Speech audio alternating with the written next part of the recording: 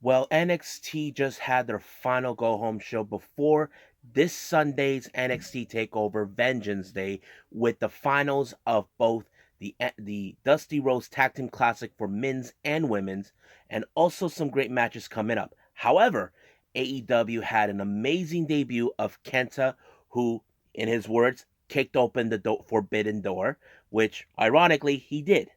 So all of that will be discussed and reviewed on this episode of Deleted Wrestle Zone.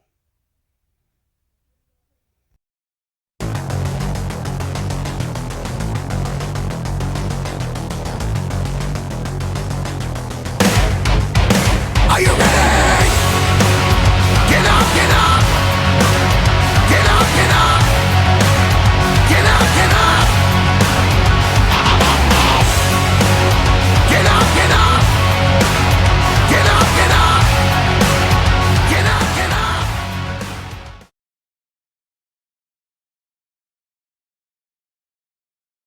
Welcome everybody to Deleted Wrestle Zone. All things that is pro wrestling from AEW, NXT, New Japan Pro Wrestling, Impact Wrestling, the National Wrestling Alliance, various promotions, matches, wrestlers, and championships. As you know, we're back doing the Wednesday Night War once again. But first things first, I want to put this out. We want to shout out a congratulations to Keith Lee and Mia Yim. It turns out they're engaged to be married. So we're going to have Mr. and Mrs. Lee come in here. So congratulations, Keith Lee. We're happy for you. And of course, same for you, Mia Yim. Now, back to the news here. As you know, the ratings are in again with AEW and NXT. It appears AEW once again beat NXT in the ratings. So because there's always the chance they always win. But however, both shows had a dip or drop in the ratings due to the impeachment that's going on now. Keep in mind, this is normal. It happens all the time. We just don't expect it. This is the same thing that happened with the NBA, the attack on the Capitol building, the election. It's like that. Nothing, not a big deal. But despite the fact is, AEW continues to maintain that they are the top rating in the television. However, NXT were unable to make it to the top 40 or 50 from my understanding. But here are the ratings that they had, starting with AEW Dynamite. They received 741,000 views, compared from last week, which was 844,000 views. So they received, for the 18 to 49 demographic, a 0.29, compared from the last week as well, a 0.32. Now, like I said, this has happened because right now the entire country is paying attention to what's going on in the impeachment. Now let's take a look at NXT. This week they received 558,000 views compared from last week, which was 610,000 views. As for the 18 to 49 demographic, this week they got a 0.12 compared from last week, which was a 1.5. Now, keep in mind, this is no one's fault. I know many people have been focusing on what's going on in the news. This happens all the time. So don't try to say that both shows are failing. They're not. They're both succeeding. But however, it appears AEW has been mostly successful. And of course, in Vince's case, he believes that NXT was a failure since they were unable to beat AEW in the in the Wednesday Night War. So it is what it is, but the both shows are great. So let's get started reviewing, starting with AEW Dynamite.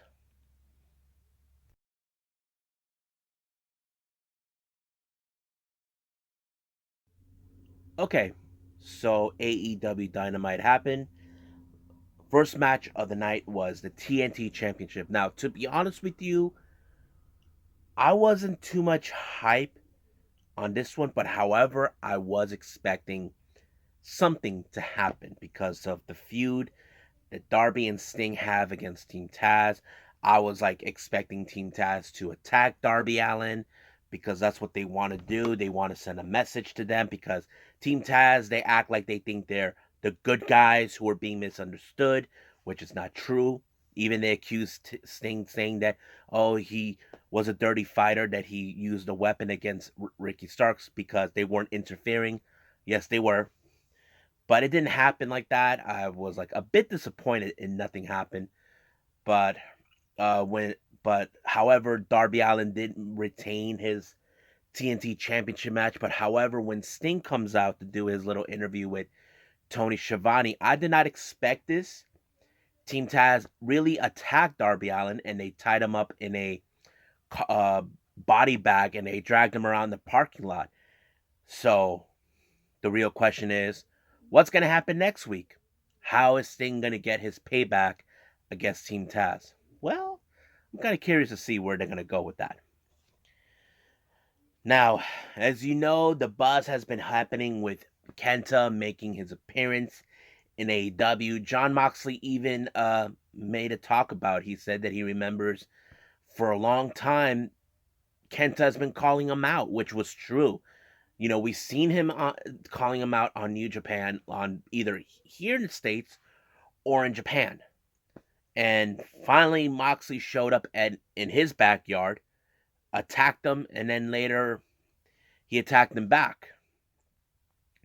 So, so that's one of the things that, and the one thing was surprising. I didn't expect this. I don't know if Tony Khan got permission by the New Japan officials about presenting the IWGP United States Championship, because it was something you don't see. Like, for example, we have seen AEW brought out the NWA Women's World Championship, which is from the NWA promotion, and then of course there's the Impact Tag Team titles currently held by the Good Brothers, and then there's the AAA Mega Championship that Kenny currently has. So that's one of the things that kind of was surprising, that I didn't expect John Moxley to carry that title. Excuse me. But it was very interesting. So I did like it. Now, as you know, the mounting tensions between Sammy Guevara and MJF is continued to rise. Sammy hasn't been in a good mood since what happened at the tag team elimination match. He feels that MJF is trying to drive a wedge, that he's out to take over an inner circle, and of course, MJF, that he's slick or smart, however he is, tries to get him to say that, oh, you know, he wanted to take over. He breaks his phone and then he punches him. And that's how it was surprising. Now we get into the very interesting match that took place. It was Pretty Peter Avalon and Cesar Bononi taking on the Nightmare Family, Cody Rhodes, Lee Johnson, along with Arn Anderson. Now, this match was a very good one. It kind of showed who Lee Johnson was. You know, we've seen him on various occasions. Now, according to Arn Anderson, this was not even on AEW, but you can see it on the YouTube channel, where Arn kind of explained that Lee Johnson, he was one of the few wrestlers that volunteered during this time of the pandemic, where he knows that he doesn't have a contract, but he's willing to show up, you know, and it kind of, this was more like, okay, it's time for you to shine. And he did. And according to Arn, he drove from Atlanta to Jacksonville, which was pretty slick, you know, because it proves that he was willing to do the work. But the best moment of Lee Johnson's match was when he did some sort of a corkscrew over the ring ropes or whatever it was. But the biggest surprising is that he pulled up an upset by pinning Pretty Peter Avalon. And then he thanked Cody, QT, Dustin, and Arn for helping him put in the work. And of course, because of this, he's finally officially with AEW. So he wasn't officially throughout this duration, making appearances in AEW, that he was with AEW. He was officially like more like a hired gun, or however you want to say it. And now he's officially with AEW, which is good. Now, as you know, the Young Bucks have not been in a happy mood. They were hoping they were going to win, but the Good Brothers kind of showed up, ruined everything. But they claimed that their beef was towards Private Party. As you know, they're set to face them this Saturday in New Surrender. But, you know, the Good Brothers kind of told them, why not put your focus on the ones who are going to challenge you, which is MJF and Chris Jericho, and to remind them they did the little posting. But but of course the Bucks came up with another idea. Why not next week put the titles on the line against the other members of the Inner Circle, Santana Ortiz? So that pretty much plays it out. Now, we have been seeing Hangman, how things have changed for him ever since he was kicked out of the Elite, how Dark Order trying to get him, and not to mention, ever since his loss to Jericho at All Out in 2019 changed things for him. He kind of didn't know what to do, but somehow we're been seeing Matt Hardy. So Matt Hardy invited him to go celebrate in a bar, and then he bumped into the Dark Order. Now, I don't know if the Dark Order still has an interest in having him, but we'll just wait and see. But let's just jump ahead on that part with Hangman.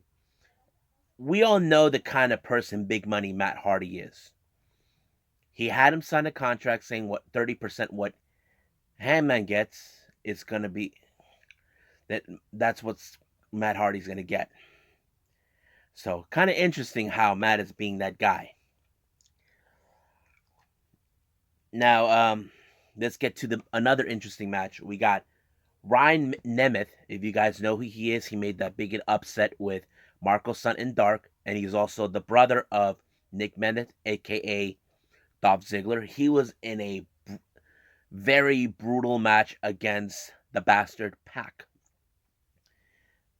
The reason I said it's brutal, he took him out like a twig and put him in the brutalizer to make him tap out. And not to mention, if you saw this or not on Twitter, so people are using that scene where he's being brutalized by Pac, and he tells people not to use it, or I will have your account suspended. Everybody's using it, including his brother. But Pac, he took him out good. Now let's talk about what happened last week at the wedding. As you know, it was a surprising moment, but of course, Miro and Penelope are not in a happy mood. And they're out to say they're going to make them pay for what they did, and they're going to send them to the hospital with Trent. Yeah. Let's see what happens, or we're going to see Trent come back to get his payback. I like to see that. Now, but of course it's funny. Chuck tells Orange, or was it Orange says, what you think was going to happen? It's true. No one thought this was going to happen. I mean, do things really go according to plan in weddings, in wrestling shows? The answer to that, hell to the no. Whew. Now, Inner Circle's still dealing with what's going on. As you know, MJF shows up during the interview with Inner Circle, telling him Sammy broke his ribs. And right now, MJF and Jericho have their sights against the Acclaim. If you remember what happened in that tournament, when the Inner Circle comes out, we all see the fans sing to the song, but the Acclaim made the biggest mistake. Now, they thought they had everything under their control, but they didn't. They even used the boombox. It did not work exactly like they wanted. But of course, it was MJF and Chris Jericho that pulled off the victory. But that wasn't the biggest shocker of them all coming from the Inner Circle. Here comes Sammy, who has been very stressed out, like he feels like he's going to explode.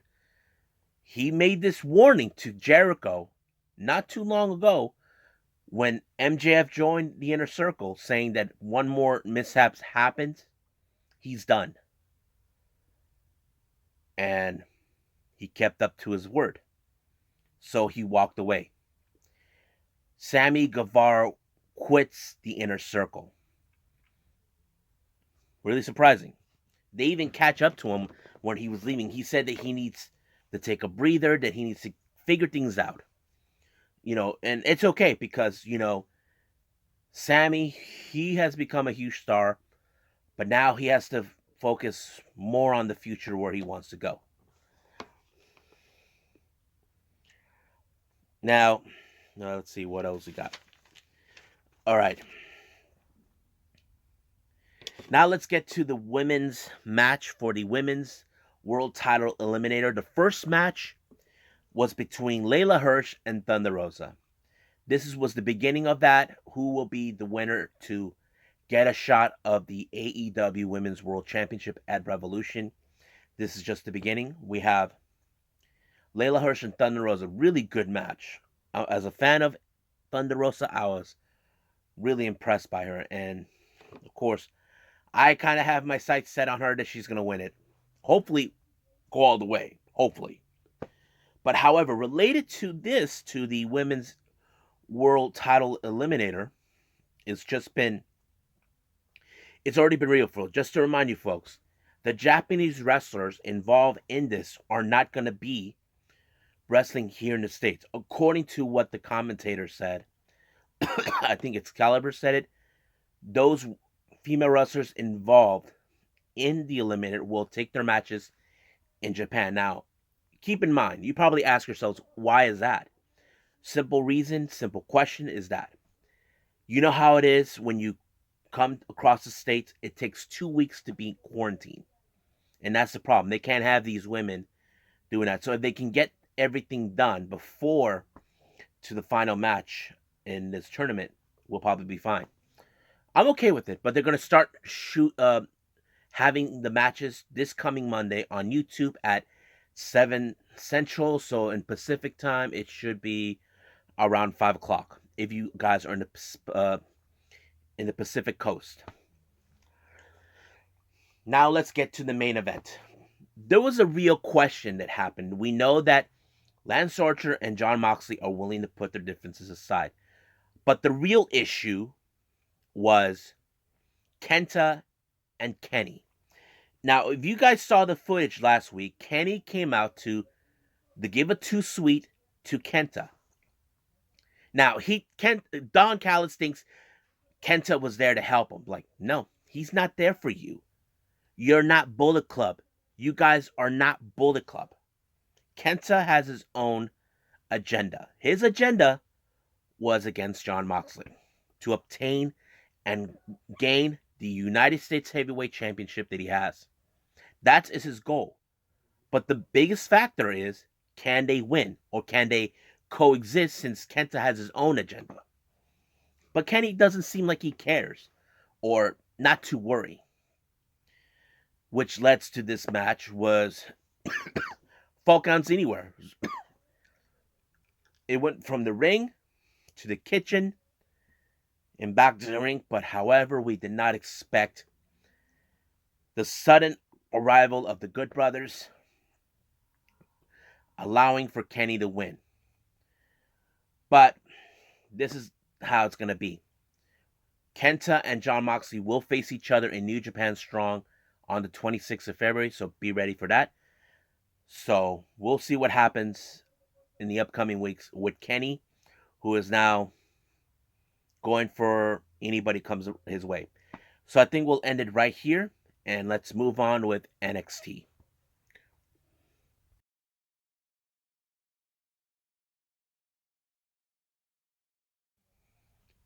Okay, NXT had their final go-home show before we go to this Sunday's NXT TakeOver that takes place on Valentine's Day. But this also marked the semifinals for both the men's and the women's Dusty Rhodes Tag Team Classic. So as you know, we got the very first ever women's uh, Dusty Rhodes Tag Team Classic, and of course 2 matches for the semifinals in the Dusty Rhodes. So let's go from start to finish.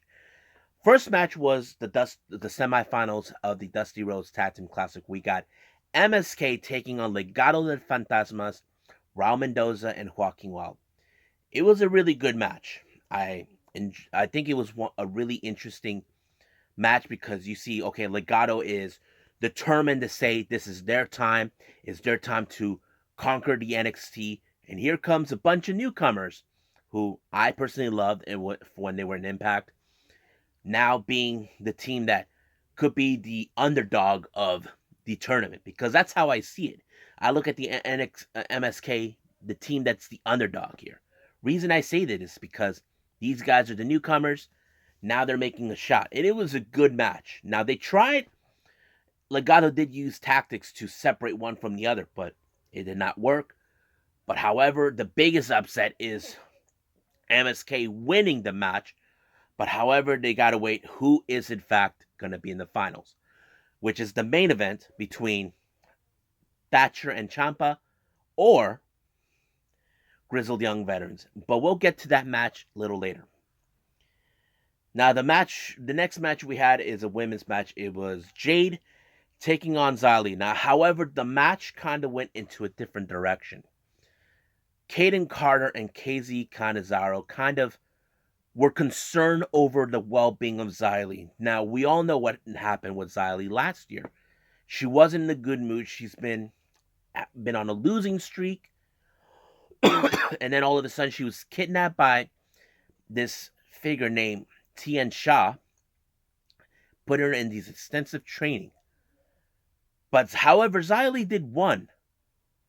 But Tian Shan was not too thrilled to be interrupted by Kaden Carter and KZ Canizaro. But Xylee, who was being a loyal disciple, took care of it. So the real question is, who is Tian Shan? What does she gain from this? Well, we'll just gotta wait and see where this is gonna go. Now, William Regal received an unexpected visit from the Scarlet of Doom. I'm talking about Scarlet. Basically, she already told William Regal, time's up. They want Santos. Karrion Kross wants him, so basically, William Regal set up next week. Santos versus Karrion Kross. Now, I'm going to put this all in this storyline in one swoop right here. As soon as the news broke out that this match is going to happen next week, Santos was being interviewed. He acts like he's confident, thinking he's going to win. But however, you know he has something up his mind. Now, as you know, we saw Joaquin Wild and Raul Mendoza disappointed they lost. But however, Santos was not too bothered by it, even though he knows he's disappointed in them. But however, he gave them a chance to make it up for him. He sent Wild and Mendoza to pay a visit to Karrion Kross. Now, you know what that means. He also gave them the orders, ensure he doesn't make it next week. He did the same thing to Kurt Stallion on various occasions. Now, he thinks he's smart. Now, if you saw Wade Barrett, he's saying, I ill-advise this is a bad move. Was he right? Well, the answer to that, he was right. You see a picture video of both Wild and Mendoza taken out. Like they're dead ducks. Then you see Scarlett's feet passing by, and here comes Karrion Kross telling him a little phrase. If you want something done right, you do it yourself. Which likely is this. He's telling Santos, you're a coward. You sent your goons to take me out. But, however, it was Kross who took them out. So the real question is the end near for Santos, who's been undefeated in NXT? Well, we just gotta wait and see next week. But the real question is, will he have backup or Santos will be on his own? I don't know. I hate to say this. TikTok. Now, as you know, recently, Gargano has been in a mood where he hates Kushida, doesn't want people to talk about him or mention his name. He goes out with the excuse that Kushida broke his arm. Apparently, he played that there's x-rays, but Regal kind of told him, look at the x-ray. It says you got injured on your right arm, but in reality, it's you have your left arm all bandaged up. So, since Gargano doesn't want to face Kushida, so he gave him two options.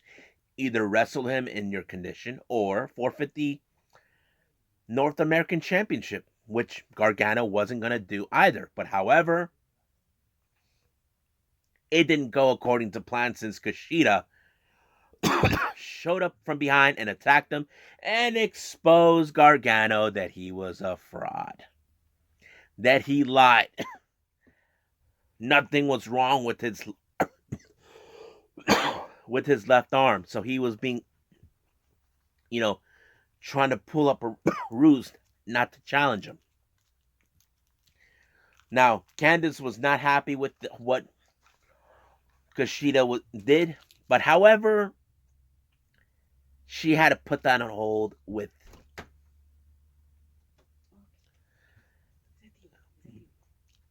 Sorry about that.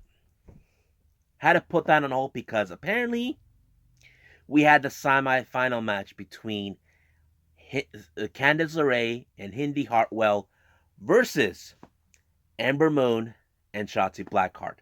Now, keep in mind, this was the semi-finals match. Now, you probably ask, who could win it? Now, for me, I was going for Ember Moon and Shotzi Blackheart. Reason is this. If you follow wrestling much like I do, you can say you can't put two heels in the same match. Unless this is one of those heel factions where you hate each other. But I did like how the match ended in perspective. Indy Hartwell put her body on the line, trying to protect Candice, but however, she was how do I say this? The one person that was the one in the match. It was Shotzi Blackheart who pinned Indy Hartwell, making them be part of the finals, and they're set to face Raquel Gonzalez and Dakota Kai at TakeOver Vengeance Day, and this is going to be. But however, during their confrontation, here comes Will and Regal announcing whoever wins this match in the Women's Dusty Rhodes Tag Team Classic will receive an opportunity for the WWE Women's Tag Team Championship, which is a really good thing to see. So, we'll see who wins and be the first winners of the Women's Dusty Rhodes Tag Team Classic.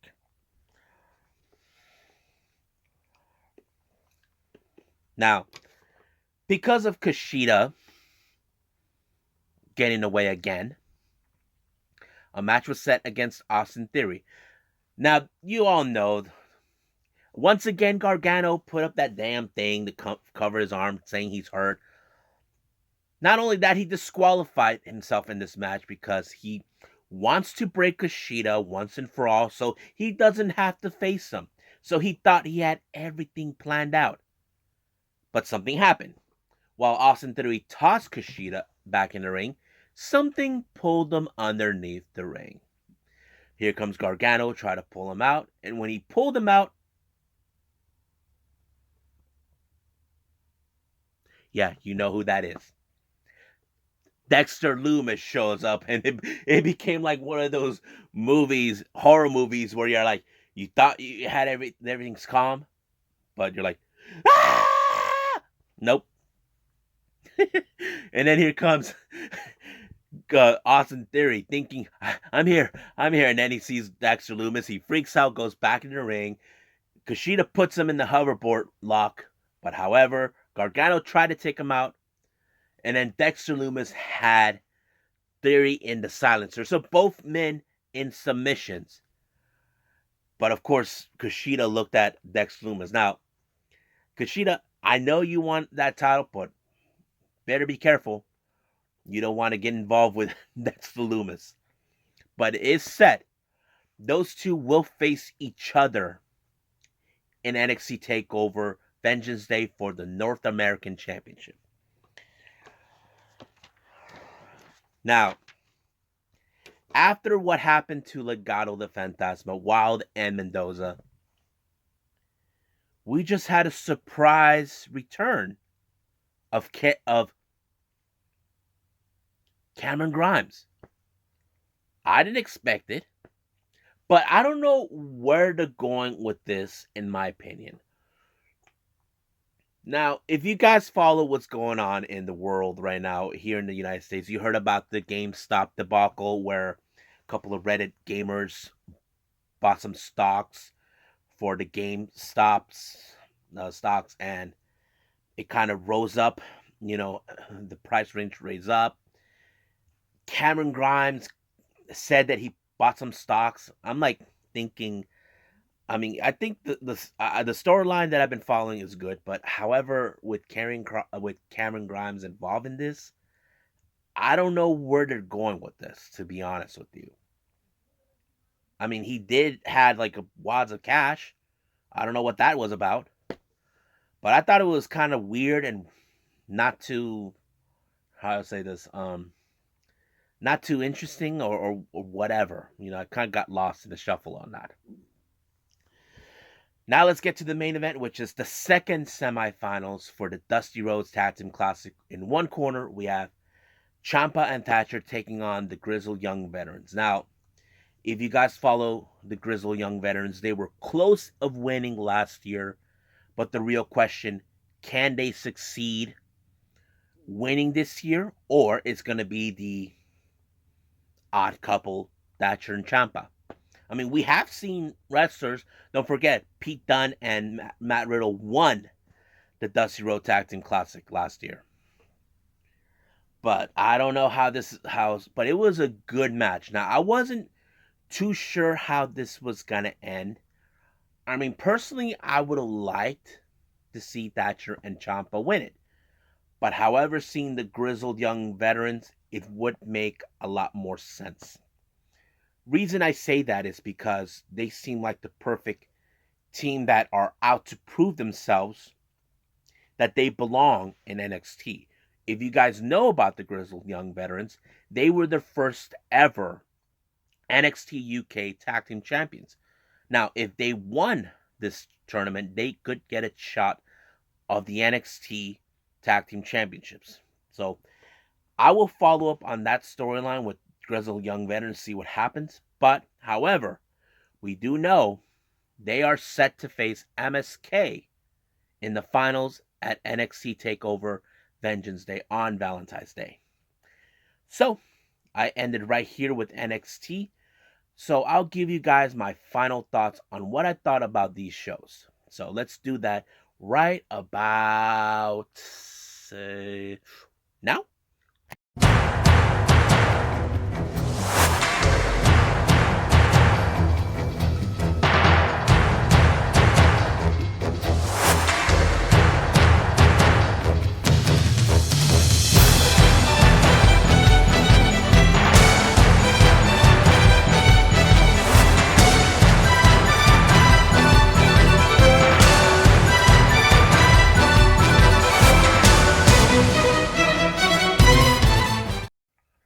Okay, what are my final thoughts on both shows?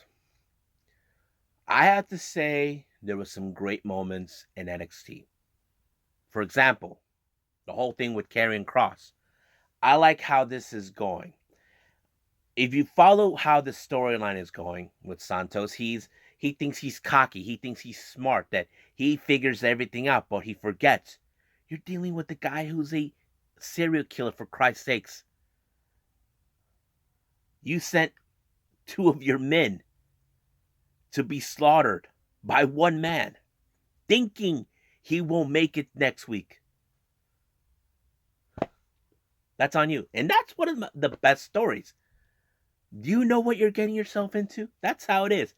It's like you're telling Santos, do you know what you're getting yourself into?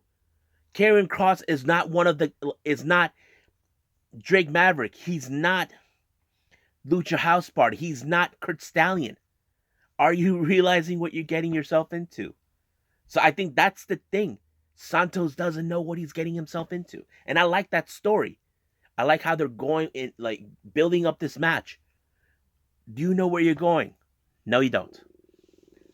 Then we got the first ever women's Dusty Rhodes Tag Team Classic. This is history making. And I can't wait to see how this is going to play it out.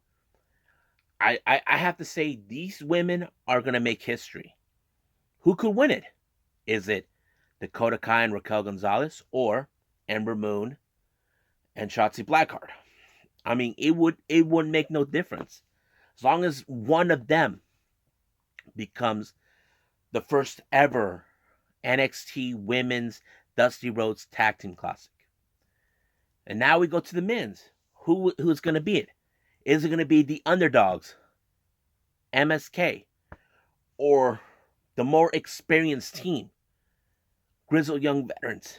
I don't think it makes a difference in those teams between them. If it's the underdogs, great. It's the veterans, okay. But I feel like much of the matches were better in NXT. However, best storylines in AEW. Reason I say this, Sammy Guevara finally had enough of MJF. It was like so many fans are saying, finally, Sammy is free. He doesn't have to deal with MJF anymore. Like, he knows he tries to warn Jericho, but he warned him several times. Another misstep, he's done. But it is what it is. And then you got the whole thing with Team Taz and Sting and Darby Allin. You know, Team Taz act like they are the good guys in the story because they feel they've been wrong. No. You just can't stand the fact no one's paying attention. You know, that's how it goes too. And then the whole thing with Kenny thinking that, oh, he has everything under control, even though Kenta is not there for him. But however, they were successful. But if you guys follow what happened after, they warned them, saying that the Bullet Club are not too happy with them using the Bullet Club name, using merch. But however, you know what I would like to do? I would like to see Tama Tonga and certain members of Bullet Club go to AEW, beat up the Good Brothers and Kenny. And Don Callis, who he claims he's the invincible hand, he thinks he has everything under control. I would like to see Tama and his brother put him out of his misery. That's how I would see it. I would like to see Bullet Club show up and attack Kenny and the Good Brothers, because Tama did state it on his Twitch or whatever, saying AJ has no say in it. Neither does Finn Balor. Neither does Carl Anderson or Gallows or Kenny. Nobody who was once members of Bullet Club has a say in it. Neither do the Bucks. So I would like to see the actual, what could have been the Civil War, but make it more cooler. I would like to see that. Wouldn't you guys want to see that? Yes.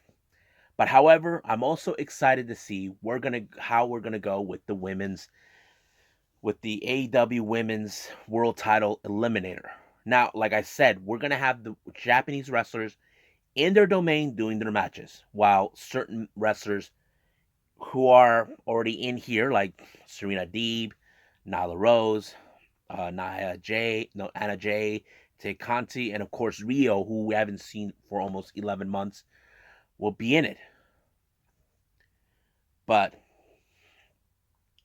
me, I'm kind of voting for the Japanese side, Maki Ito, or who I can put? Maybe Yuka Sakazaki. I don't know. But we'll see where they're gonna go on this particular match. But I think that's pretty much it. Like I said, best stories on AEW. But however, I feel that the best matches was NXT. That's how I feel. So, hope you guys enjoy this episode. There will be more episodes coming. Then I will cover the entire New Beginning Hiroshima, and of course, more of the Japanese wrestling. And then we got others. But please stand by on those. So, I'll see you guys in the same DWZ channel, DWZ time. So, I must bid all of you adieu. So, goodbye. And have a nice day. Bang.